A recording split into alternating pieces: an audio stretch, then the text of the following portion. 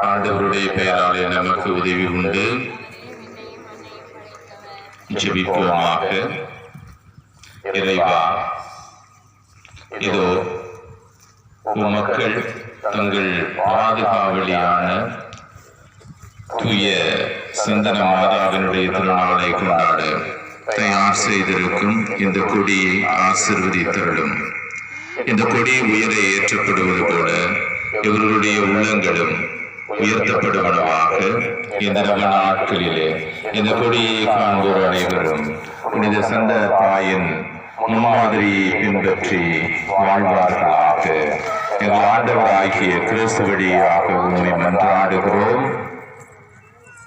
எல்லாம் உள்ள இறைவன் தந்தை, மகன், தூய ஆவி உங்கள் அனைவரையும் நிறைவாக ஆசீர்வதிப்பார்கள்.